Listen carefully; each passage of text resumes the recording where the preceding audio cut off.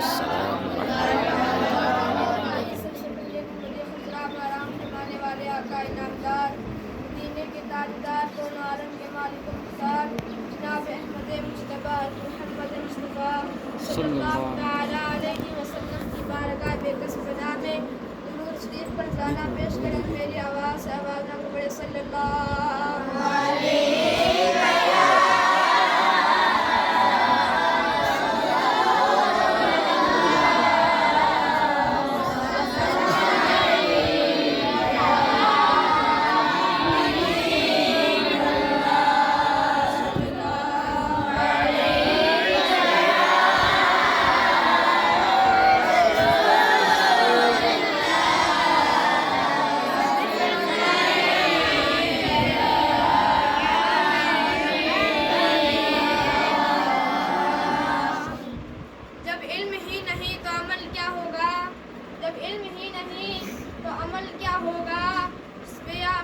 شجر ہی نہیں تو پھل کیا ہوگا.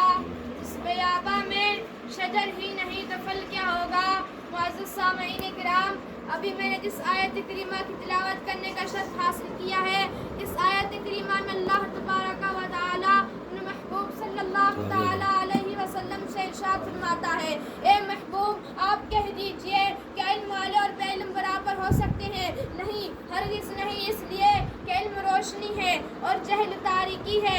روشنی اور تاریکی برابر نہیں ہو سکتی. اجالا اور اندھیرا برابر نہیں ہو سکتا. علم و دولت ہے، اس کو کوئی چرا نہیں سکتا. علم و دولت ہے، جتنا خرچ کیا جائے اتنا بڑھتا ہے. علم و خزانہ ہے جو کبھی گم نہیں ہو سکتا. علم تاریک دلوں کو منور کرتا ہے. علم انسان کو مہذب بنا دیتا ہے. انسان علم ہی سے بڑوں کا ادب کرنا سیکھتا ہے. انسان علم ہی سے اپنے والدین کے مرتبہ کو پہچانتا ہے. انسان علم ہی سے حلال و حرام کا امتیاز کرتا ہے. انسان علم ہی سے مؤدب ہوتا ہے. انسان علم ہی سے محدث کہلاتا ہے. انسان علم ہی سے طبیب کہلاتا ہے. انسان علم ہی سے مفتی بنتا ہے.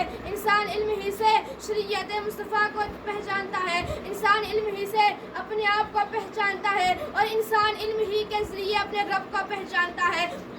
سرکار مدینہ صلی اللہ تعالی علیہ وسلم ارشاد فرماتے ہیں: طلب العلم فریضہ